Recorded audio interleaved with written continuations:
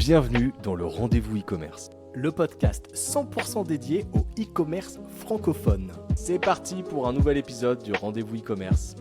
Ok, alors bonjour, bienvenue sur le Rendez-vous e-commerce. Aujourd'hui, on reçoit Thibaut qui est à la tête du site laplaceducoq.fr, qui est Exactement. un site e-commerce qui promeut le Made in France et qui en fait propose des produits comme Made in France, mais tout un tas en fait de catégories de produits. Alors on peut avoir des meubles, on peut avoir des arts de la table, objets déco, jardin extérieur. Donc on est vraiment dans la mise à l'honneur du Made in France.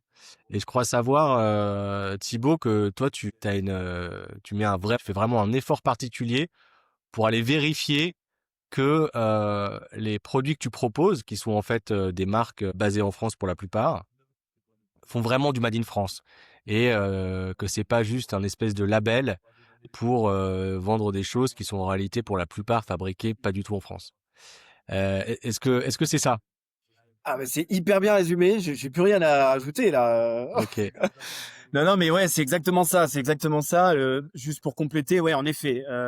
Donc on est le site e-commerce, on est un peu la référence du site e-commerce. Alors pourquoi la référence?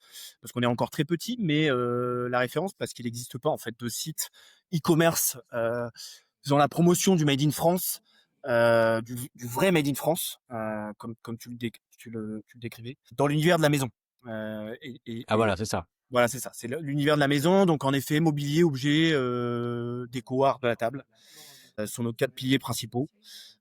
Pourquoi? Parce que, en fait, on s'est rendu compte que l'essence même du Made in France, et là où il y a un intérêt vraiment de promouvoir le Made in France, c'est sur des univers pour lesquels la France a toujours ramené une valeur ajoutée. Et pour lesquels les produits ont toujours et les productions et la fabrication a toujours été de qualité. Ok. Donc Tu ça, penses par exemple à la porcelaine? Tu proposes de la porcelaine sur la place du par Coq? exemple, on en a, ouais, bien Voilà. sûr. Bien sûr, alors c'est intéressant d'ailleurs la porcelaine puisque c'est quelque chose qui a été quand même vu comme très archaïque ces dernières années, et aujourd'hui il y a énormément de marques françaises qui se relancent dans la porcelaine et qui Ok. modernisent la porcelaine, et donc on en vend, on a des très très belles marques qui proposent de la porcelaine mais beaucoup plus moderne. On est très loin de la porcelaine de l'époque de nos grands-parents, un petit peu désuet. C'est-à-dire que maintenant ça s'est modernisé, ça a touché une autre clientèle, ce qui est assez intéressant. Mais du coup, là, enfin, j'ai vu un reportage sur la porcelaine, c'est, je crois, dès le 16e ou le 17e que la France se met parmi les produits qu'on peut qualifier de luxe, avec un savoir-faire très français. La porcelaine, très tôt, en fait partie, en fait, non?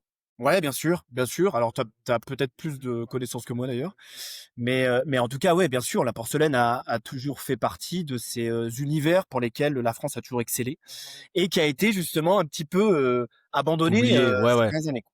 C'est Ouais, ça un en fait. peu désuet, le service de porcelaine de mamie, bon, Voilà, ça exactement. faisait pas rêver, quoi. Ok. Exactement. Mais même dans le mobilier, tout ce qui est design, ce genre de choses, la France a toujours quand même proposé des choses, en général assez innovantes, et alors au même titre que, la Belgique par exemple ou l'Italie.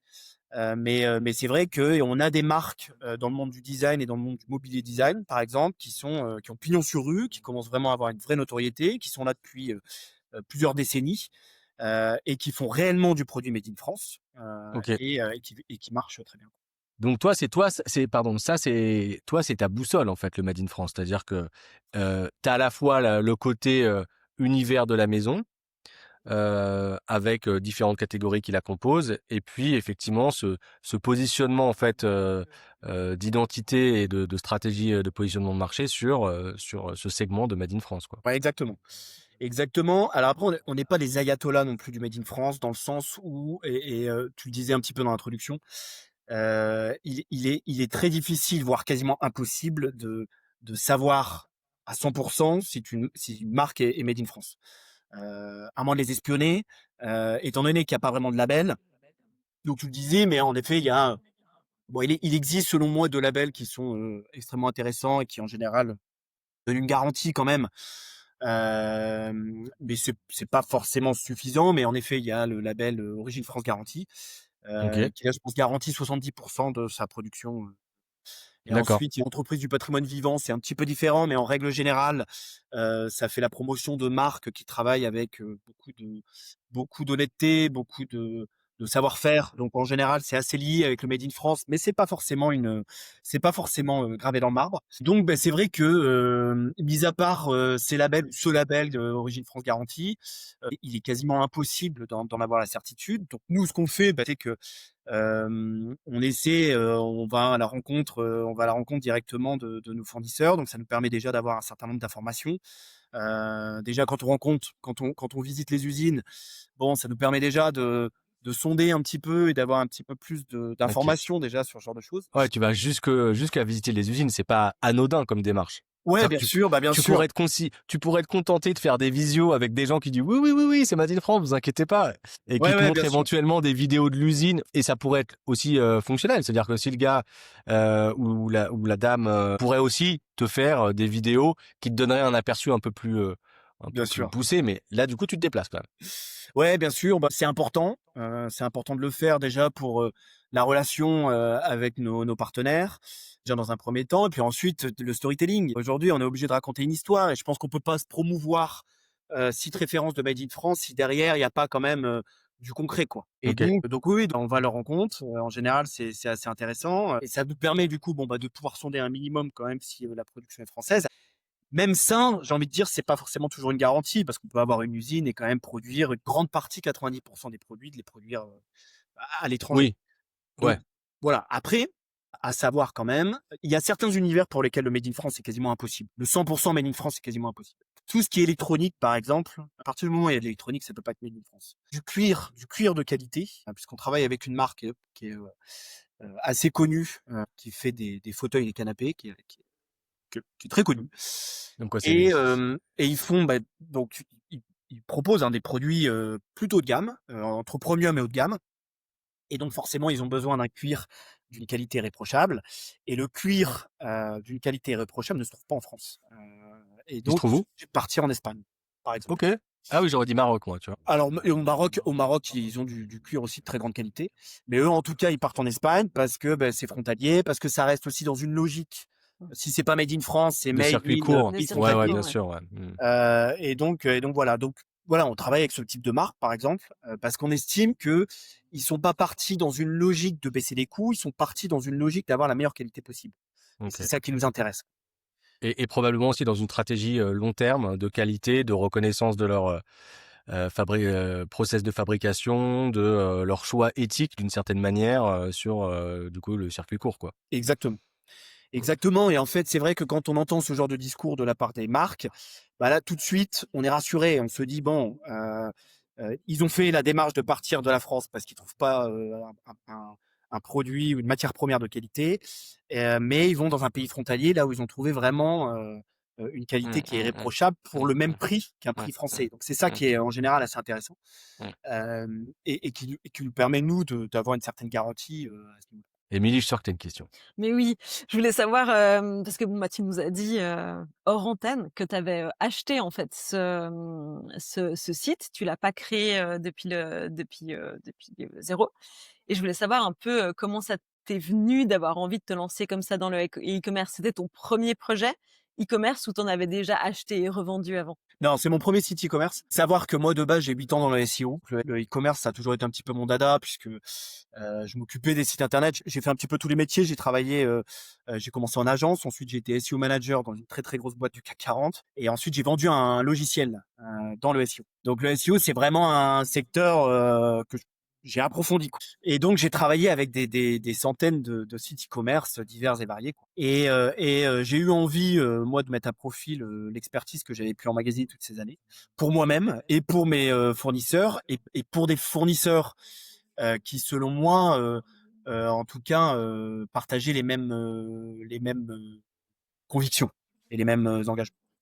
Ça a pas forcément, au début, moi, je cherchais un site e-commerce sans forcément être dans le Made in France. Je me suis pas dit: «Je veux absolument créer un site ou, racheter un site, internet dans Made in France». Ce qui s'est passé, c'est que j'ai vraiment cherché un site internet, en adéquation avec mes valeurs, sans savoir exactement ce que je recherchais, et je suis tombé sur ce site, la Place du Coq. Ça s'appelait déjà la Place du Coq. C'était déjà en Made in France, Et je suis tombé sur mon prédécesseur, donc, où le feeling est très très bien passé. Je me suis dit, mais là, déjà, premièrement, il y a un potentiel déjà qui est intéressant sur ce site, parce que je sentais que la personne qui était en charge de ce site, donc mon prédécesseur, venait pas du milieu du SEO et ça se voyait.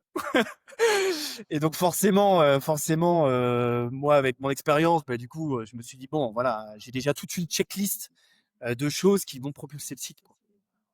Donc déjà là, assez intéressant. Ouais, donc opportunité directe identifiée. Voilà, opportunité directe identifiée et ensuite bah, la thématique. Je me suis dit mais c'est évident en fait, c'est évident.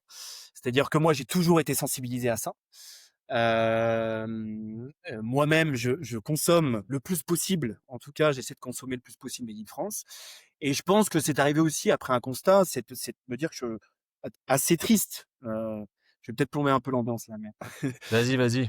assez triste de constater en fait qu'on est submergé par des produits de qualité assez médiocre, alors que finalement il y a un exode de la fabrication française. Il y a plein de marques excellentes qui ont eu pignon sur rue pendant des années, des décennies, voire plus pour certaines, et qui aujourd'hui sont rachetées par des marques étrangères et qui forcément n'ont pas cette culture française, culture de la marque en question, quoi, et qui fait l'essence même de ces marques-là. Tout comme, moi, je trouve parfois dommage que des Français rachètent une boîte chinoise et qui n'a pas la sensibilité que le chinois va avoir sur une marque qui est particulièrement ancrée culturellement.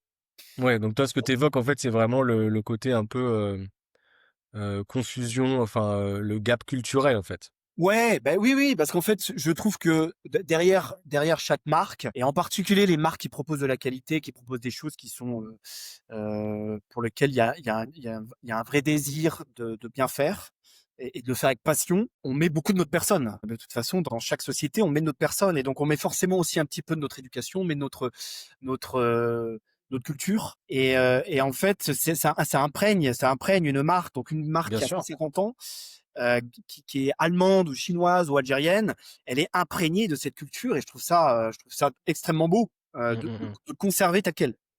Et dans un monde où on est, bon, dans un monde de manière globale et de surcroît en ligne, où tout est de plus en plus standardisé parce que en fait, tu as des marques qui veulent juste adresser les 5 continents et puis faire le maximum de profit. Donc du coup, justement, ça va complètement à l'encontre de ce que tu Exactement. décris, quoi. Bah exactement. Et puis moi attention, hein, je suis pas contre la mondialisation, etc. Non, non, Mais en tout cas, c'est vrai que de ce point de vue-là, parce que je pense que de toute façon, on a besoin de produits bon marché, puisque tout le monde ne peut pas se permettre d'acheter des produits qui sont plus onéreux, parce que le Made in France est forcément plus onéreux. En revanche, je pense que ce serait intéressant de promouvoir les derniers fabricants qui restent, parce que en fait c'est un peu les irréductibles hein, pour certains. ouais, puis c'est le patrimoine, en fait. Exactement. Et de faire en sorte justement bah, de travailler ensemble et de faire corps, euh, moins en tant que marketplace et eux en tant que fournisseurs et en tant que producteurs, quoi. Et de maintenir ces sociétés, de faire en sorte qu'elles conservent justement ce côté culturel qu'elles ont toujours eu et qui fait de ces marques quelque chose de complètement unique. Je pense que c'est ça qui est intéressant. Et le port de la moustache, c'est pour incarner le Made in France? Bah alors c'est pas pour incarner le Made in France. Bah alors c'est une très bonne remarque. C'est pas, mais alors potentiellement peut-être que mon côté franchouillard, en fait finalement il est né déjà de ma moustache. C'est possible. Parce que j'ai eu Qui la sait? moustache avant le site internet. Ah oui, bon bah voilà. Bon bah Voilà. voilà. Du coup, t'es pas un opportuniste. T'es un vrai. Et Euh, tous tes clients, ils sont 100% français? Ou au contraire, ben, il y a des personnes aussi, en dehors de la France qui aiment en fait, justement cette culture française et puis qui veulent des produits, made in France? Alors c'est une très bonne question parce que ça c'est le sujet, c'est notre sujet pour 2026. C'est-à-dire que pour l'instant en gros c'est exclusivement français, donc pour le territoire français et pour la clientèle française. Et ben, on s'est très vite rendu compte en fait que le Made in France plaisait beaucoup plus à l'étranger. Et en fait, c'est en discutant avec nos fournisseurs, puisque nous on apprend en fait un petit peu. Mmh. Hein, c'est un peu nos fournisseurs qui nous apprennent énormément de choses et énormément de facettes du métier qu'on n'avait pas forcément au départ. Et en fait, qui nous ont fait comprendre que pour quasiment tous en fait, le marché chinois, le marché américain et le marché européen dans sa globalité, en général, apprécient énormément le made in France, le marché marocain aussi, pour certains produits. Bah, forcément, nous, on est en train d'y songer. C'est le sujet 2026, c'est justement de s'ouvrir à l'international. Alors, on ne sait pas exactement quels pays vont être priorisés dans un premier temps, si on va tout faire. On va peut-être pas tout ouvrir. Mais en tout cas, ouais, c'est un sujet prédominant pour la suite, ouais, complètement. Ça, c'est vachement intéressant parce qu'effectivement, en fait, le Made in France, c'est déjà une marque en tant que telle. C'est une marque générique, mais qui, en fait, rayonne mondialement. Et d'une certaine manière, ça, j'avais vu une vidéo récemment sur les Chinois et l'industrie chinoise qui était très forte dans plein de domaines, dans l'industrie notamment, on le sait.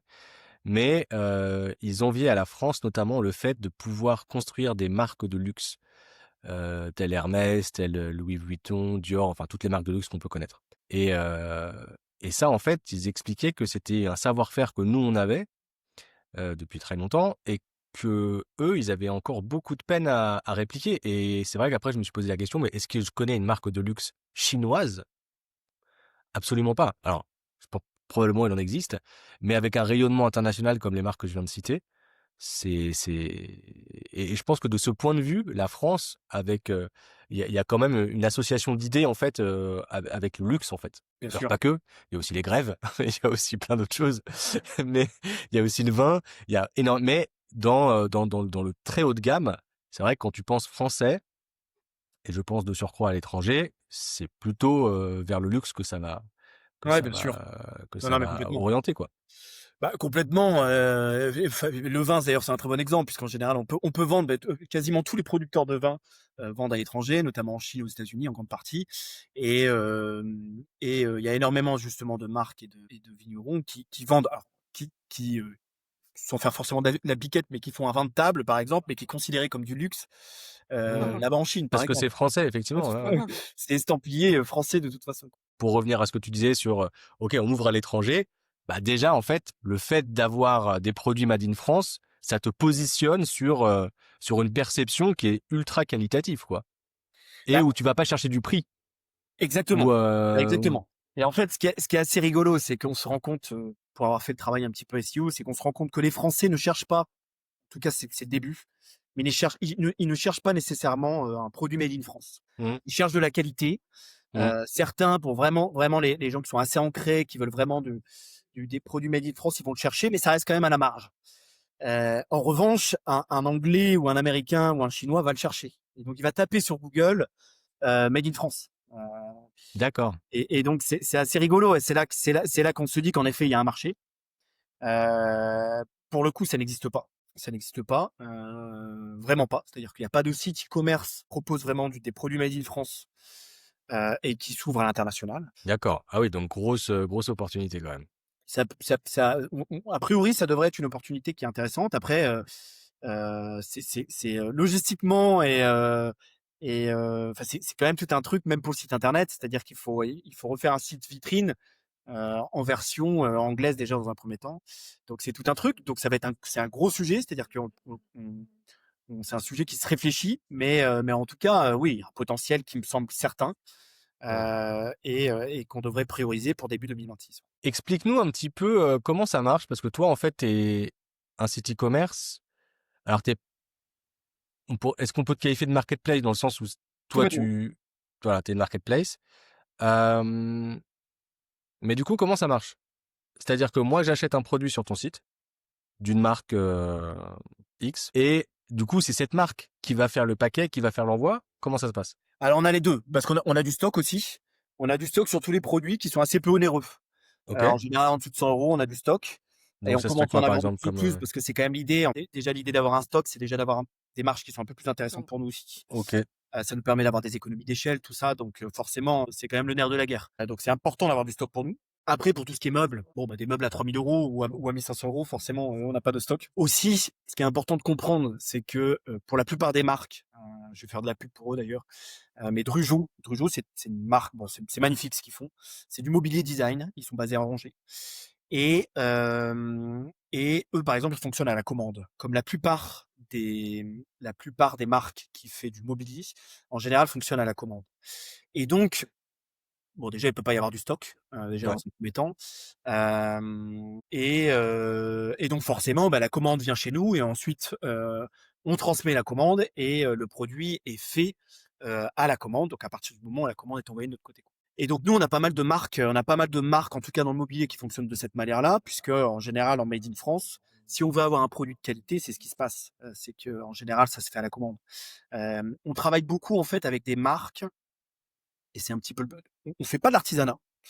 On n'a pas vraiment d'artisanat, c'est-à-dire de la marque qui a été faite, en Ardèche et les bijoux qui sont faits par exemple, par une unique personne et voilà, on n'a pas ce genre de choses. En revanche, en général, on a des marques, qui font ce qu'ils appellent du, semi-industriel. C'est le cas par exemple de Drugeau, c'est-à-dire qu'ils ont standardisé un minimum quand même, la production d'un bureau ou d'une table ou d'une table basse, etc. Ok. Et ils sont capables du coup de la répliquer ensuite à partir du moment où la commande est faite. En revanche, ça permet, forcément c'est un petit peu plus long parce que c'est à la commande, mais en revanche, ça permet quand même d'avoir un produit qui est unique. C'est pas un produit qui est 100% standardisé, et qui est fait à la chaîne, forcément. Donc ça permet d'avoir quand même un produit qui est unique, mais ça permet aussi quand même de pouvoir réduire les coûts. Parce que c'est quand même le nerf de la guerre, surtout pour du made in France. On peut pas se permettre de proposer des produits à des prix exorbitants, quoi. Et donc ils arrivent justement, et en général c'est des marques qui sont complètement scalées, qui sont complètement standardisées, en tout cas qui ont essayé de standardiser un minimum leur process, leur permettant de pouvoir avoir un minimum d'économie d'échelle pour baisser un petit peu. Ok. Voilà. Et donc il y a beaucoup de marques du coup qui fonctionnent de cette manière-là et qui travaillent à la commande. Et pour les autres, donc pour les petits produits, par exemple des produits à 100, 150, 200, 300 euros, bah ça c'est des produits pour lesquels il y a du stock et pour lesquels il n'y a pas de problème. Alors moi, là, je suis sur le coffret 6 assiettes en céramique de la faïencerie Georges. Ouais. Et sincèrement, je pense que je vais les offrir à quelqu'un avant Noël. Pour Ah Noël. bah c'est une marque Moi, magnifique. j'étais Non. sur le lot de 2 gobelets en céramique. Non, franchement, ça vaut la peine d'aller Ah, voir, c'est allez, ouais, franchement, hyper beau. allez, Ouais. ça donne envie, en fait. Ouais, ouais, ouais, vraiment. Ouais, bah pour le coup, Faïencerie Georges, en plus, c'est une super belle marque.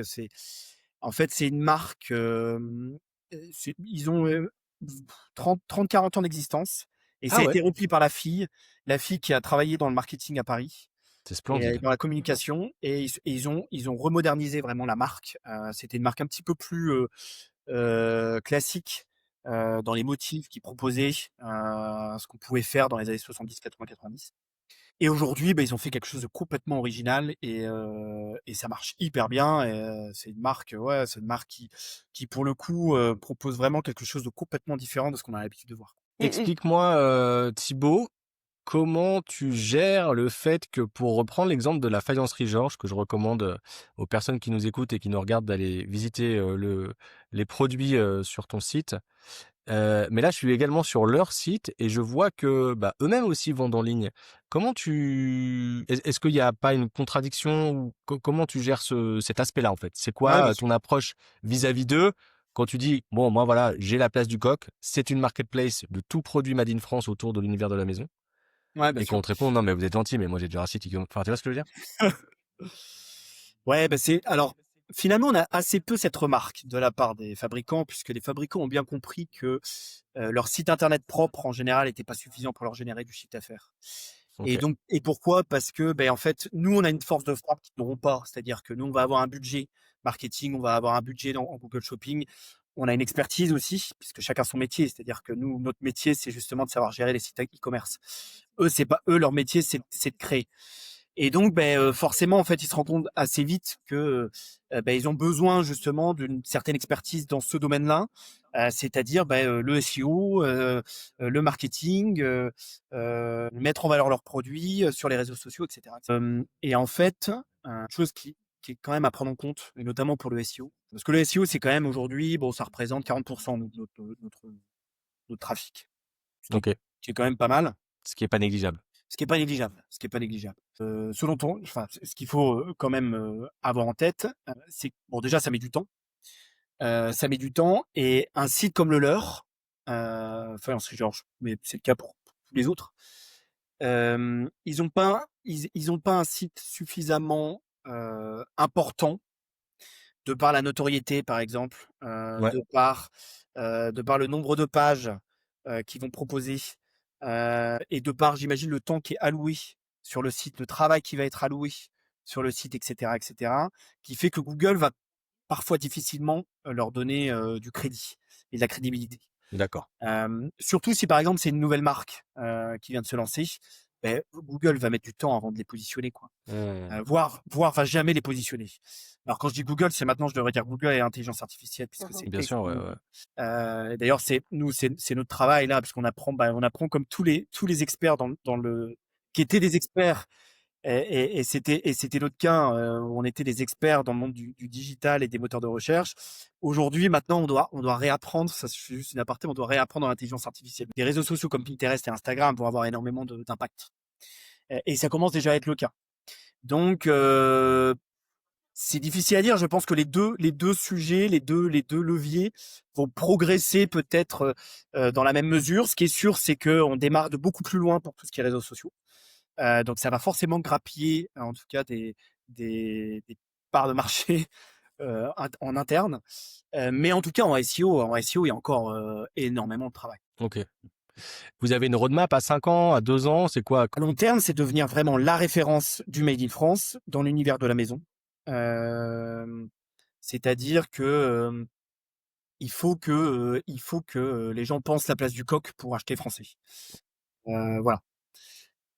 Heu, Faire une association, cognitive, entre, Made in France et la marque, La Place du Coq, quoi. voilà, exactement.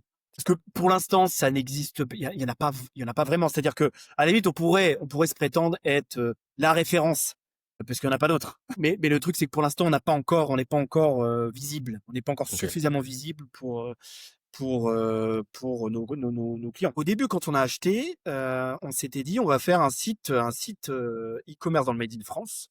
On n'avait pas forcément l'idée était quand même de rester, dans l'univers de la maison, mais on n'avait pas forcément une idée précise exactement de ce qu'on voulait, c'est aussi nos partenaires aussi qui ont aiguillé, c'est par la force des choses, qui ont aiguillé aussi, qui nous ont donné une direction aussi Mmh.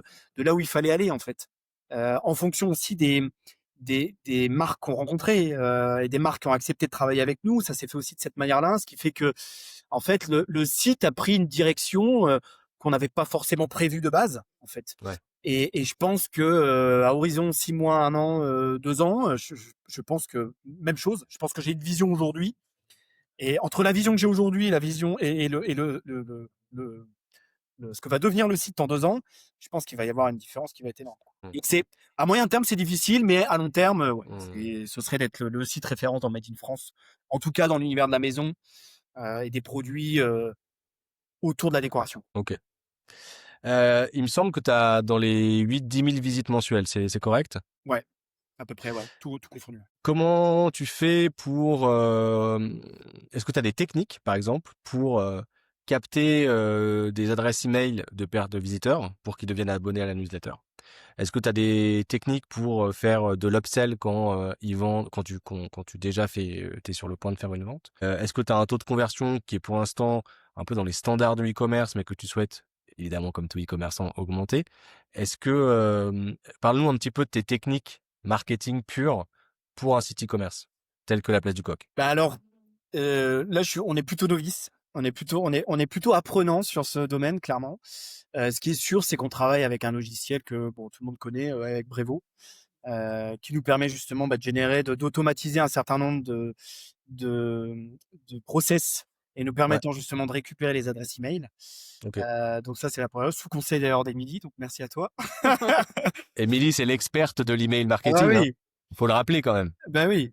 Et donc non, donc ça a été le 1er chantier, ce qui nous a permis de récupérer l'email, un certain nombre d'emails. Et en fait, là, mais d'ailleurs, ça vient de toi, Émilie, mais tu avais dit une phrase, quand on s'était rencontrés la première fois, qui était, très intéressante. C'est en fait, dans le e-commerce, ce qui est important, c'est déjà de récupérer l'adresse email. Et à partir du moment où on a l'adresse email, en fait, on est capable, on a le plus gros du travail. C'est qu'après, l'idée, ce sera de faire du marketing derrière pour essayer de faire en sorte qu'il achète à un moment ou un autre. Mais à partir du moment où l'adresse email est là, c'est déjà le meilleur. Et donc, on a appliqué à la lettre. ce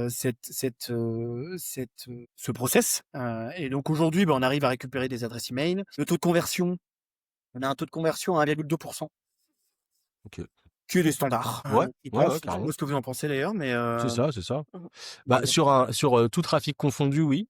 Moi, je remarque que sur des campagnes d'ads, sur Meta Ads, sur Pinterest, sur Google, fourchette basse, c'est plutôt 3%. Si t'es fort, tu peux aller jusqu'à 6-7.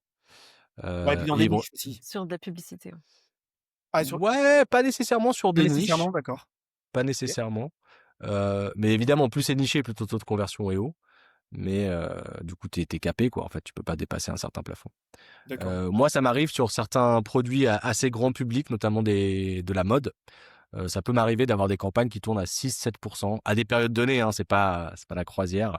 Mais sinon, 3%, c'est fourchette basse, quoi. Mais encore une fois, ça, c'est un canal particulier, les Oui, ads. quand je dis 1,2%, c'est vraiment tout confondu, hein. C'est-à-dire Ouais, non, mais c'est correct, hein. SEO et tout le Ouais, ouais. T'as pas à rougir, Thibaut. Ouais, et pour les moyennes, alors je fais une petite, aparté, mais pour les moyennes, observées sur du meuble pur, on est entre du 0,5 et du 1,5, ouais, qui d'accord. te montre qu'en fait, tu es même presque dans une moyenne haute pour un site, Haute. e-commerce. C'est vrai que c'est un domaine où ça va rarement, tu as un reach à 3,5%, c'est quelque chose de compliqué, ouais. Ouais, faut viser le 1,5 du coup pour être vraiment dans le haut du panier. Idéalement, ouais. Ton panier moyen, c'est quoi? 150-200 €. OK.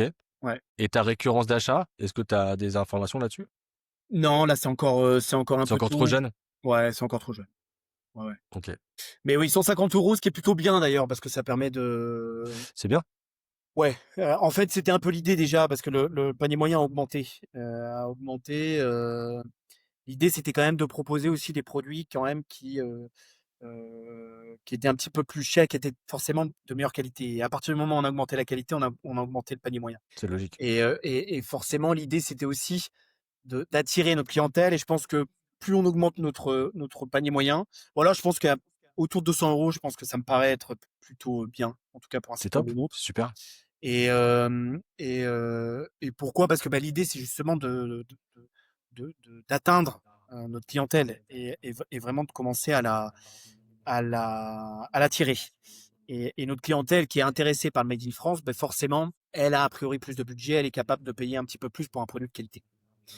Donc là, ouais, on a dépassé, je pense, les 260 là récemment, et je pense que c'est pas mal. Trop bien.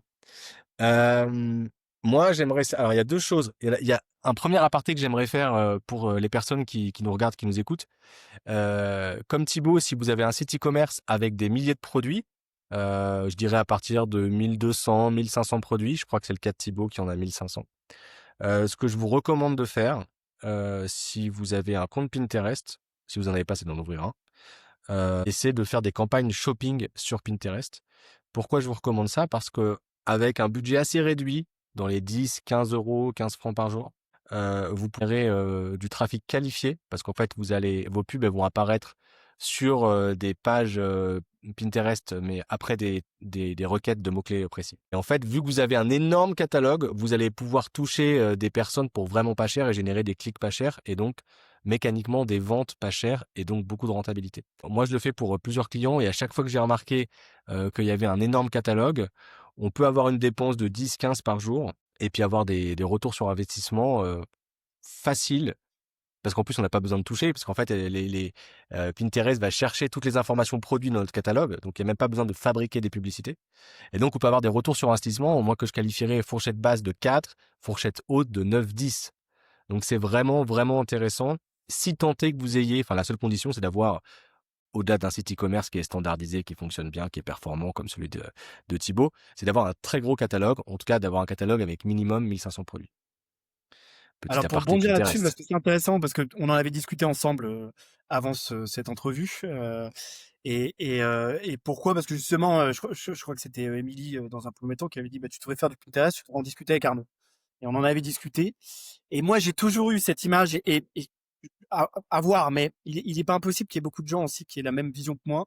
C'est-à-dire que moi, j'ai toujours eu cette vision que Pinterest était en train de de couler. J'en entendais plus parler, et je me suis dit: «Tiens, je vais quand même me renseigner», parce que moi, nous, les SEO, on est parfois un petit peu bloqués dans nos certitudes et dans nos trucs. Et je me suis dit, mais tiens, on va quand même regarder. J'ai regardé sur Google Trends et j'ai tapé Pinterest sur Google Trends et je me suis rendu compte que c'était complètement l'inverse, quoi. Donc parfois, on a des visions qui sont complètement erronées. Et du coup, on en a discuté ensemble, Arnaud, et en fait, bah, nous, on s'est lancé dans l'aventure et en effet, ça marche, ça marche. Bah, pour vous, Pinterest, c'est une plateforme en plus dont l'ADN est très proche de la place du Coq. C'est-à-dire que on est typiquement dans la La décoration, les arts de déco, la table, la maison. Donc c'est pour vous, à mon avis, quelque chose que vous allez explorer à court, moyen, long terme, tu me diras. Mais sincèrement, moi je vois dans des secteurs aussi variés. Alors c'est plutôt des secteurs, tu vois, très grand public, mais moi à chaque fois que je l'ai observé, sincèrement, c'est vraiment très intéressant. ouais. Donc je vous recommande d'explorer cette partie-là parce que l'avantage par rapport aux autres plateformes comme Google Ads, Meta Ads, Facebook, Instagram, eh ben, c'est que aussi vous avez moins de trafic, ok, mais vous avez aussi beaucoup moins de compétition. Donc c'est un canal très intéressant à tester. Et si éventuellement vous n'avez pas de budget média, c'est-à-dire que de publicitaires à allouer pour l'instant sur Pinterest, parce que vous préférez tester une autre plateforme ou parce que tout simplement vous n'avez pas le budget, essayez quand même la partie organique parce que en fait, toi qui fais du SEO, Thibaut, en fait, Pinterest c'est un moteur de recherche visuelle. Donc les gens font des requêtes en fait, et donc sont des intentions de recherche qui sont parfois juste informationnelles, mais qui sont aussi transactionnelles, commerciales, parce qu'ils sont en recherche de produits. Donc c'est vraiment un canal qui fait pas beaucoup parler de lui, effectivement, mais qui a quand même vraiment un intérêt à être exploré parce que ça peut vraiment faire la différence. Ouais, je confirme. C'était la parole, Ouais. La minute Pinterest. Moi, j'aimerais t'entendre, Thibaut. Là, on approche de Noël, on est en octobre 2025. J'aimerais savoir si, pour la place du Coq, tu as une stratégie pour la période de Noël qui, pour les sites e-commerce et pour tous les commerçants de manière générale, est une période stratégique. Est-ce que tu vas mettre des actions en place sur le site? Est-ce que tu as réfléchi à des techniques? Comment Bah, tu vois les choses? un peu comme tous les sites e-commerce, l'idée c'est déjà de mettre en valeur en fait toutes les marques qui vont être particulièrement plébiscitées pendant la période des fêtes.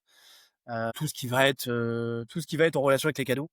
D'un budget de moins de 100 euros par exemple, ce genre de choses, bah, toutes les marques qui proposent ce genre de choses, bah, c'est des choses qu'on va mettre en valeur. Donc mettre en valeur sur les réseaux sociaux forcément, mettre en valeur dans le SEO parce que forcément on va essayer de générer un petit peu plus de maillage interne envers les pages et envers les marques qui sont censées du coup attirer un petit peu plus de monde pendant cette période. Donc depuis la home page par exemple, donc c'est simplement mettre un certain nombre de liens. Voici les marques du moment par exemple, et pointer les liens vers ces pages-là. Euh, voilà. Ensuite, alors nous, on fait assez peu de promos, par exemple, parce que c'est pas vraiment l'ADN. Alors, c'est-à-dire, il y en a, euh, Mais tu les mets pas en avant. et ce genre de choses, mais en fait, ça dénature un petit peu Mmh. les marques qu'on propose. Alors déjà, bon, première chose, c'est qu'on n'a pas des marges qui sont énormes non plus. Et donc ça, c'est le petit aparté.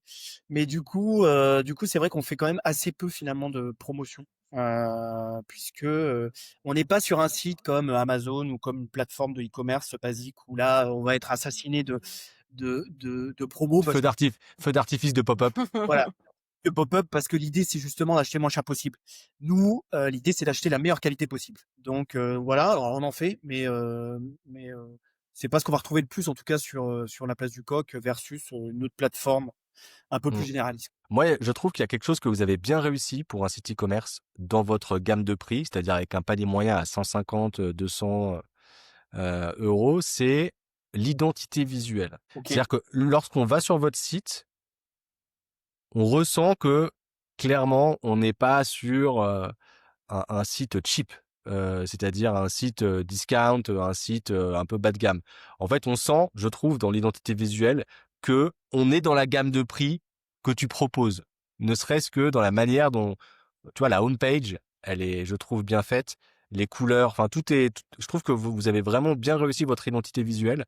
Parce que parfois, tu peux tomber sur des sites e-commerce où tu as vraiment un décalage entre le montant des produits vendus et l'identité générale du site. Et donc, le site peut être perçu comme, je sais pas, avec un prix standard, mais finalement avec des produits qui sont en réalité beaucoup plus hauts que ce que la perception pourrait laisser Ouais. penser. Et ben, merci. Alors, c'est pas la première fois qu'on me le dit. C'est vrai qu'a priori, ça a été pas mal réussi. J'y suis pour rien du tout. Mmh. Et d'ailleurs, je vais faire de la pub parce que c'est Pablo Defex, c'est un de mes meilleurs amis. Bravo Et Pablo. Moi, ce que je trouve intéressant, c'est que au-delà du fait qu'on trouve ça joli, ce qui est quand même toujours plus intéressant que le contraire, c'est que t'es immédiatement dans un environnement de prix qui est cohérent. C'est-à-dire que sans même regarder une fiche produit avec un prix X ou Y, ton cerveau il comprend déjà que t'es c'est en dans cette phase, quoi. gamme en C'est en fait. phase avec le Ouais, positionnement. voilà, exactement. Et ça, je pense que c'est hyper important parce que quand plus tard peut-être tu feras des ads, enfin je sais que tu en fais déjà sur Google Shopping, il me semble. En fait, parfois, le problème, c'est que tu peux avoir un taux de rebond, c'est-à-dire une personne, elle va cliquer sur la publicité, elle va arriver sur la page produit ou sur la page vers laquelle tu auras décidé de l'emmener. Et en fait, elle s'aperçoit qu'il y a un décalage entre ce qu'elle pensait. Tu vois, elle pensait que c'était un Bien produit, sûr. je dis n'importe quoi, à 60 francs. Puis en fait, c'est plutôt 300. Et donc là, effectivement, tout de suite, t'étais pas ton cerveau, il veut pas se casser la tête en fait. Hein, il veut pas chercher à réfléchir. Il veut être vraiment dans un environnement cohérent du début à la fin de la chaîne du parcours d'achat en fait. Moi, c'est ce que je remarque en tout cas sur le canal des ads. Donc Ok. vous, en tout cas, vous n'avez pas cette dissonance cognitive entre des produits qui sont pas du tout en fait cohérents avec l'identité générale de la marque et du site quoi. Super. Donc Bah, ça c'est un super point et toutes les personnes qui nous écoutent, qui nous regardent et qui éventuellement sont dans un processus de monter une marque e-commerce ou qui ont déjà une marque e-commerce, ça c'est quand même un élément qui est en fait assez peu discuté, mais parce qu'en fait c'est vraiment du feeling quoi. C'est ça aussi le truc, c'est que c'est difficile de quantifier ce genre de choses, ouais, mais c'est quand même très important parce que en fait, aujourd'hui, l'acquisition, elle coûte très cher, que ce soit dans le SEO, parce qu'en fait, le SEO, c'est du trafic gratuit, mais c'est beaucoup d'efforts, c'est beaucoup de temps. Les ads, c'est du budget publicitaire, donc c'est pas que chaque visite est importante, mais il y a quand même une idée de ça, quoi. C'est qu'on peut pas faire l'économie d'avoir des gens ou une certaine partie des gens qui vont sur notre site qui s'en vont très rapidement, en fait. C'est ce qu'on appelle le taux de rebond. C'est comme si vous rentrez dans un magasin, vous faites un pas, vous tournez la tête, pas du tout ce que je recherchais. c'était pas ce à quoi je m'attendais et je ressors immédiatement. Ça nous est tous arrivé. Bah, sur un site e-commerce, c'est pareil. Et donc, ça, faut éviter, quoi. Ouais. Bah cool. En tout cas, cool. Et c'est a priori, on a bien bossé à ce niveau-là, donc c'est cool. C'était les faire chercher, donc chouette. Et c'est bien que tu fasses une piqûre de rappel. Top. Euh, Maintenant qu'on a parlé réussite, moi je voulais parler un petit peu échec aussi parce que tu as pris un site e-commerce qui fonctionnait plus ou moins, je me rends pas compte l'état dans lequel il était quand tu l'as pris. Est-ce que vous avez eu à un moment des mauvaises décisions basées sur en fait finalement le fait que vous aviez jamais eu d'e-commerce? Est-ce qu'il y a des choses que vous avez fait et que vous avez un peu regretté puisque vous avez quand même l'avant et l'après? Alors regretter non. En revanche, mauvaise décision. Alors bon, il y a eu une mauvaise décision, ouais. Alors c'était pas une décision, c'était dans la spontanéité, mais en fait, ce qui est pas facile quand on rachète une société, c'est qu'il faut récupérer tout l'existant. Et on a perdu l'existant par des erreurs, d'ailleurs mon erreur, concrètement. Mais on a perdu l'existant de Google Shopping de mon prédécesseur. Et ça, Ah, d'accord. ça a été quand même 4 ans de perdu. Alors on a réussi, tu peux récupérer une partie puisqu'on avait récupéré tous les mots-clés, par exemple, qu'il avait exclus, ce genre de choses. Voilà. On est capable, en fait, de reproduire à l'identique. En revanche, le moteur de recherche lui-même, il a besoin d'apprendre. Et sans historique, même si on arrive à reproduire à l'identique ce qui a été fait au préalable, sans son historique, il patauge. Et donc, forcément, du coup, ça a augmenté nos CPC. Ça a augmenté nos coûts globaux par mots-clés, ça a baissé notre chiffre d'affaires, voilà. Pendant quelques temps, ça a fait ça. Donc ça a été une belle décision nulle. Il y a eu ça et ensuite, alors non, qu'on regrette pas du tout, mais une décision qu'il a fallu faire et qui n'était pas sans conséquence, c'est que quand on a racheté la place du Coq, il a fallu supprimer un certain nombre de références parce que le site n'était pas du tout en phase avec le pendant et le devenir de la place du Coq. Et donc, des marques, par exemple, qui n'étaient pas suffisamment quali que ce que nous, on voulait avoir. Et donc, il a fallu supprimer ces références. Dont Et certaines avaient des best-sellers, je suppose, et voilà, qui et ramenaient de s'asseoir. l'argent, oui, évidemment. Et ben oui, parce que pour beaucoup, c'était des produits qui étaient beaucoup moins chers et donc ça marchait très bien. Mais Mmh. le truc, c'est qu'on s'est dit, de toute façon, il faut qu'on s'assied sur sur un chiffre d'affaires qu'on va perdre en connaissance de cause, mais pour mieux rebondir derrière et pour surtout pouvoir attirer des marques qui, elles, avec lesquelles on a vraiment envie de travailler et qui, elles, auront envie de travailler avec. Et donc ça a été un choix, donc on n'a pas du tout regretté, ça a été un choix, je pense qu'aujourd'hui, enfin moi, j'en suis même persuadé, aujourd'hui on travaille avec des marques, Faïence Richard, je pense, n'aurait jamais accepté de travailler avec nous si le site était resté comme tel. Et donc, non, on regrette pas du tout. En revanche, faut le savoir à l'avance. C'est-à-dire qu'il faut quand même le quantifier. Il faut quand même le quantifier la perte potentielle de chiffre d'affaires qu'on va faire. Ouais, c'est un gros risque, hein. C'est une grosse décision, ça. C'était une grosse décision. C'était une grosse décision. Mais sans regret. Aujourd'hui, par exemple, sur Google Shopping, c'est quoi enfin, si tu veux partager ce type d'informations, mais c'est quoi ton coût par clic, ton coût par acquisition moyen, ton panier moyen? C'est des Ouais, alors informations coût par clic, on doit être à 0,13 à peu près. c'est pas excessif. Ouais. C'est pas excessif, non, c'est pas excessif. Après, nous, l'idée, étant donné qu'on est quand même du SEO, l'idée, c'est quand même d'être le moins dépendant possible de shopping. C'est difficile. C'est difficile parce que c'est quand même très onéreux et malheureusement on peut difficilement faire sans. Mais c'est pour ça qu'on essaie justement en fait, ça devient intéressant qu'à partir du moment où le CPC est assez peu faible. Le panier moyen, je pense qu'il est à peu près pareil. Il doit être Ouais. peut-être un petit peu moins. 150, 200. Il est à moins de 100 euros parce qu'on vend D'accord. pas de meubles, on ne vend pas de meubles Oui, premium et je haut de comprends. gamme sur Ouais. sur Shopping. Oui, c'est plutôt des produits entre 80 et 120 euros. Ce qui a été là où ça, en fait, je pense que le nerf de la guerre quand même dans du shopping, mais dis-moi si je me trompe. Mais en tout cas, ce qu'on a fait, qui a bien marché, et qui plus est suite à l'erreur que j'ai faite de perdre l'historique. Et en fait, ça nous a permis quand même, et c'est pour ça qu'il faut toujours voir l'entrepreneur, il voit toujours le verre à moitié plein. Le verre à moitié plein, c'est que on s'est formé énormément sur le shopping, ce qui n'était pas forcément notre domaine d'activité de base. Et en fait, on a tout repris à zéro, chose qu'on n'aurait jamais fait en fait, si on n'avait pas eu cette erreur-ci. Et en fait, le fait de reprendre à zéro, c'est qu'on a tout mis propre, nickel. C'est-à-dire que tout était complètement carré. Dans les mots-clés qu'il fallait exclure, dans le ouais, dans les CPC moyens, dans toutes les choses, tout le paramétrage, dans la décision aussi du type de campagne qu'il fallait créer, ce genre de choses. Et en fait, bah, ça a eu, je pense qu'aujourd'hui, si on n'a pas un shopping, si on n'a pas une fiche produit qui est 100% propre, nickel, avec les codes EAN, avec le meta title qui va bien, etc. Tout ce qui va bien, les photos et tout ça. Je pense que c'est difficile de ranker et c'est vraiment ça aujourd'hui qui nous a permis de quand même d'exploser en Google Shopping ces derniers mois, quoi. C'est vraiment de se rendre compte que on a tout mis bien nickel, complètement d'équerre et grâce à ça vraiment on a vu que nos performances étaient bien supérieures versus la performance avant l'erreur.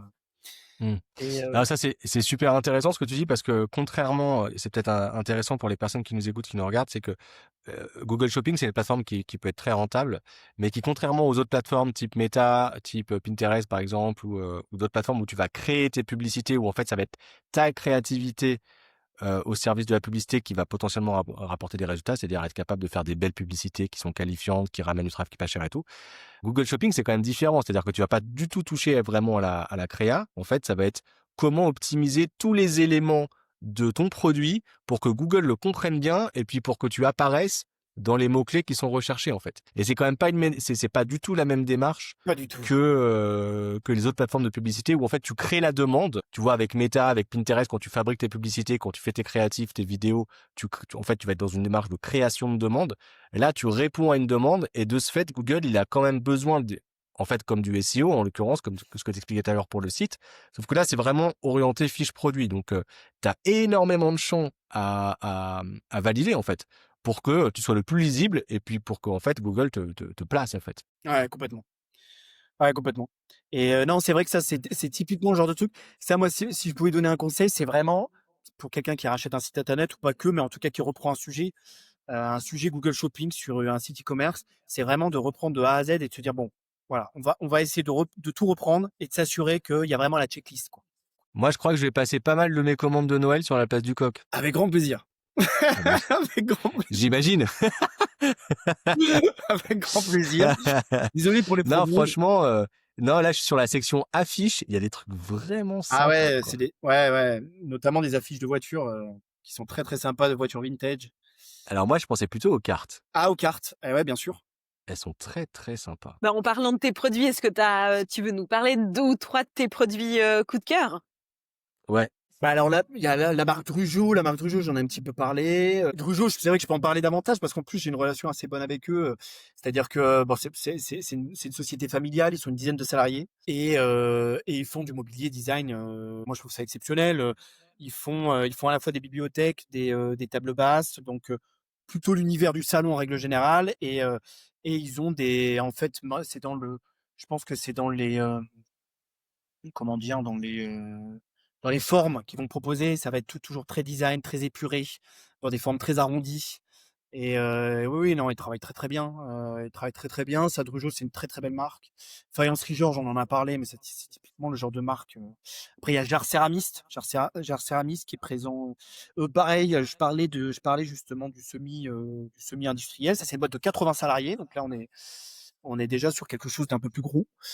Et pareil, eux, ils arrivent justement à faire en sorte d'avoir de la céramique, donc c'est de la vaisselle, d'inspiration, alors de base d'inspiration très sud de la France, puisqu'ils sont basés dans la Drôme. Donc très sympa, et ils modernisent aussi un petit peu en essayant justement d'ajouter une petite tonalité japonaise, par exemple, ce genre de choses. Et donc c'est très très original, c'est très très sympathique. Et ce qui est intéressant avec eux, c'est que ils industrialisent parce que forcément ils sont 80 salariés, ils vendent partout dans le monde. C'est une boîte qui est quand même assez réputée. Et donc ça, c'est aussi des marques, je trouve, à valoriser et qui travaillent aussi de manière hyper cohérente, quoi. Moi, j'ai oublié de te poser une question. C'est quoi en moyenne ton pourcentage de marge sur les produits que tu vends? Alors, je peux pas le donner. Je peux pas le donner parce que ça dépend pas mal des univers. En tout C'est pour cas, ça que c'est pour ça que j'ai dit moyen. alors moyen, on est à 30%. Ok, Moyen, on est à 30%, ça dépend des univers. Ça dépend aussi du panier moyen. Ça dépend aussi du panier moyen. C'est-à-dire que on n'a pas le même pourcentage, on n'a pas la même marge si c'est un produit à 1 500 € qu'un produit à 80 €. Alors, tu as parlé de concurrence, enfin, assez rapidement, mais moi j'aimerais savoir, malgré le fait que tu dis que vous êtes la place du coq les premiers à avoir ce positionnement en tant que marketplace Made in France, mais j'imagine que tu as quand même des concurrents. à Tu pourrais tous, nous en citer? Non? tous sont mes Tous, concurrents. ouais, c'est C'est-à-dire ça. que, en Non, fait, mais ceux qui sont peut-être les plus à même de te prendre des parts de marché, en fait, de te prendre des ventes que toi tu pourrais faire, et en fait elles sont faites ailleurs. Est-ce que toi, t'as des entités comme ça ouais, qui... ça va être tous les sites qui font du design, de la décoration, hors Made in France. De toute façon, vont être nos concurrents. Ouais, Concurrents directs, il y a certains sites qui sont pas forcément dans l'univers de la maison, mais qui proposent des sites made in France. Et donc là, ça va être nos concurrents sur certains univers, ça c'est sûr. Euh, mais ça, ce sont en général des acteurs qui sont petits, aussi petits que nous d'accord. ou un petit peu plus grands, mais en tout cas, D'accord, ok, voilà. ok. En revanche, un Maison du Monde, un La Redoute, un Made in Design, un The Cool Republic va être des concurrents. Après, je vais pas donner d'informations. Alors bon, c'est public, hein, mais nous, notre ressenti, en fait, ce qui est en train de se passer, c'est mon ressenti, enfin c'est notre ressenti. Il y a énormément, vous devez l'entendre vous en tant qu'agence, mais il y a énormément de sites e-commerce, marketplace notamment françaises, qui font pas du made in France, mais qui sont en train de couler, ou qui ont des gros soucis financiers. Moi, je pense que là, on est en train d'opérer un virage à 180 degrés sur tout le e-commerce, je pense. Mon avis, c'est de penser qu'à partir du moment où on a un site e-commerce, mais qui propose du bas de gamme, moyenne gamme, on va se faire manger littéralement par des plateformes étrangères qui existent déjà, qu'on connaît déjà très bien et qui ont complètement inondé le marché. Mais littéralement inondé le marché. Vous devez le voir, nous on le voit. On n'est pas vraiment concurrent. Je pense à Temu, forcément. Mais une société comme Temu nous grappille clairement déjà du trafic, c'est évident. Et j'imagine de toute façon un petit peu de chiffre d'affaires. Mais pas énormément parce que nous, on a ce positionnement justement premium. Mais en revanche, il y a d'autres marques que je citerai pas, mais que j'ai citées d'ailleurs, mais je vais pas donner exactement lesquelles, mais en tout cas qui ont des gros soucis apparemment financiers et parce que ben, justement ils proposent des articles qui sont moyenne gamme, entrée de gamme, moyenne gamme, et qui sont pas forcément made in France et qui donc du coup ben, doivent affronter la concurrence étrangère qui est âpre, qui est quand même assez âpre. Donc nous, notre concurrence, bah, malheureusement du Temu, ça va être notre concurrent aussi, indirect, en tout cas au moins sur du trafic. Sur du chiffre d'affaires, ça reste encore à prouver, mais au moins sur du trafic. Et ensuite, bah, tous les autres sites qui proposent dans l'univers de la maison, plus ou moins les mêmes choses que nous. En fait, aujourd'hui, c'est facile de trouver un produit ou quelques produits, une niche, de monter un site Shopify parce que c'est plus simple. Mais c'est pas nécessairement un gage de réussite. En fait, aujourd'hui, quand tu vas monter un site e-commerce, c'est pas juste le produit et puis avoir un beau site standardisé avec, tu vois, les bons boutons, machin. C'est en fait créer une marque. Et ça, c'est quand même pas tout à fait le même boulot que de sélectionner un produit et puis de faire un site e-commerce, quoi. Ouais, complètement. Ouais, complètement. Complètement. Et d'où ta présence sur LinkedIn, où tu es, assez actif, et il y a un fort, personal branding aussi, c'est une vraie stratégie ou tu le fais, pour la place du coq ou c'est quelque chose que tu as toujours fait, Je le fais, ouais. Alors, je le fais pour la place du coq. Je le fais aussi pour moi personnellement. Pour la place du coq, en fait, je pense que c'est bien aussi de connaître, de savoir en fait qui est derrière tout ça. Je Mmh. pense que déjà dans un premier temps, donc en effet, c'est pas mal du personal branding. Et je le fais pour moi aussi parce que ça me plaît. Moi, j'ai une dernière question avant qu'on finisse cet épisode. Ça fait plusieurs fois que tu as évoqué le TDA. C'est quoi? C'est quelque chose pour toi qui est compliqué à gérer au quotidien dans ta capacité à te concentrer et à être productif? Explique-nous un petit peu Alors, bah, en fait, comment ça se manifeste. je vais être assez tranché dans ma Vas-y. manière de voir les choses, et ça n'engage que moi. Mais je pense que si je suis entrepreneur aujourd'hui, c'est parce que je suis TDA. Mm. Et en fait, j'ai été diagnostiqué c'est récent, il y a un peu plus d'1 an. Et sans surprise, parce que moi je le savais, mes proches aussi. Juste pour expliquer, TDA, trouble de l'attention avec hyperactivité. Donc moi j'ai le H en plus. Et je pense que ça se voit, hein, parce que je gigote pas mal. Désolé, hein, Tu fais trembler la caméra. c'est pas la caméra qui bouge, hein, c'est bien. Et en fait, ce qu'il faut comprendre, c'est que le TDA, en gros, c'est un manque de dopamine. En fait, les gens, et je crois qu'on en avait parlé, Émilie, hein, je crois que tu disais Mmh. que tu étais TDA aussi. Alors d'ailleurs, en fait, pour la petite histoire, c'est quand même assez rigolo. Parce qu'on s'est rencontrés, Émilie, on avait fait un premier meeting ensemble. Et à la fin du meeting, je me suis dit, tiens, je serais pas étonné qu'elle soit TDA Il aussi. y a un truc qui, Excellent. c'est possible, ouais. Et elle m'a confirmé, donc c'était quand même assez rigolo. À savoir qu'on est Marrant. 3% de la population. Et en fait, donc c'est un manque de dopamine, donc on est dépourvu de dopamine. En tout cas, on en a beaucoup moins que 97% de la population. Et en fait, ce qui nous invite, du coup, à toujours aller rechercher quelque chose de meilleur qui va nous procurer, du coup, du plaisir, du bonheur. Pour la schématiser un peu. La dopamine qui est l'hormone du bonheur. Et Mm. donc, ben, l'entrepreneur, j'ai l'impression qu'il fait constamment la même chose. C'est-à-dire qu'il est toujours en train d'essayer justement de faire évoluer sa société, d'essayer d'aller plus haut. Donc, ça peut être la signature d'un contrat, ça peut être faire évoluer son site internet, ça peut être. Et en fait, c'est toujours au four ou au moulin. C'est-à-dire que le TDA s'ennuie très vite. Il a besoin d'être un petit peu partout parce qu'il a besoin d'être tout le temps stimulé, d'être à la recherche et de récupérer cette dopamine qui lui manque. Mm. C'est une drogue. Et en fait, il y a d'ailleurs, et j'avais rédigé justement un article, enfin un post sur LinkedIn là-dessus, et bah, qui avait pas mal plu parce qu'il y a tous les TDA de Français de Navarre qui étaient du coup intéressés par ce post. Et il y a notamment une TDA qui m'a envoyé une étude les commentaires, une étude américaine, et qui prouve bien, alors j'ai plus exactement les chiffres en tête, mais qui prouve bien que il y a le pourcentage d'entrepreneurs qui sont TDA est Ouais. abyssal par rapport aux non TDA. C'est-à-dire que on est censé être normalement 3% d'entrepreneurs, parce qu'il y a 3% de TDA, et chez les entrepreneurs, on est à 15-20%, quoi. D'accord. Donc voilà, donc à tous les TDA qui nous écoutent, lancez-vous, créez votre entreprise, vous êtes fait pour ça. Excellent, c'est OK. un beau mot de la fin. Mais on a quand même nos toutes dernières questions. Il n'y a pas que le e-commerce dans la vie.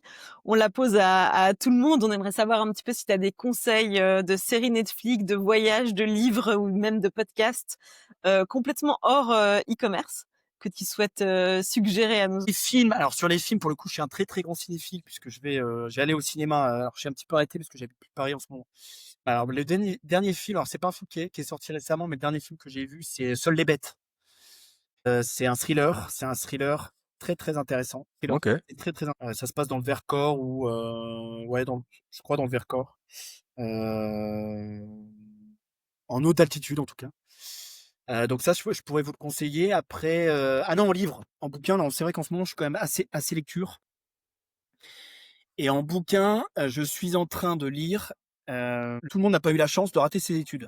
Et c'est un bouquin d'un Français. Alors déjà le nom est assez évocateur. C'est le bouquin d'un Français en fait qui n'a pas fait d'études. Il doit avoir là peut-être la cinquantaine aujourd'hui. Et à l'époque, il n'avait pas fait d'études et c'est un grand entrepreneur. Il a entrepris depuis le plus jeune âge et en fait, il explique pourquoi c'est intéressant finalement de s'être formé, de s'être forgé une identité sans les études derrière. Alors moi j'ai fait les études, j'ai quand même un bac+5. Étant donné que j'étais TDA, j'étais quand même un cancre à l'école. C'était pas toujours facile puisque forcément quand on avait des problèmes pour se concentrer et d'écouter les professeurs, c'est pas simple. Bon, j'ai quand même un bac+5, mais du coup c'est forcément un sujet qui me touche puisque j'estime en fait qu'il y a énormément de gens qui n'ont pas fait d'études ou pas de grandes études et qui se sont forgés justement une identité et une une identité extrêmement intéressante et qui derrière tout ça en fait réussissent parfois beaucoup mieux que quelqu'un qui a fait des études extraordinaires. Et je trouve que parfois en France, on a parfois un peu le syndrome du diplôme et qu'il faut Bien sûr. absolument avoir un diplôme pour réussir. C'est un livre qui est du coup extrêmement passionnant. Enfin, moi, je le dévore. Il fait 800 pages. Hein. Je préfère le dire quand OK. même. Mais bon, là, j'en suis à 200. C'est déjà palpitant sur les 200 premières pages. Donc non, ouais, si j'ai un bouquin à proposer, c'est celui-là. OK. Bah, super épisode. Merci Thibaut. Et puis, bah, bonne route pour la place du Coq, hein. Bonne saison Ouais, de bah Noël. merci à vous. Merci à vous. Bonne continuation. À très vite aussi. À très vite de toute façon sur LinkedIn ou ailleurs, hein, mais merci C'est à vous. clair. C'était très intéressant et au plaisir pour un nouvel épisode.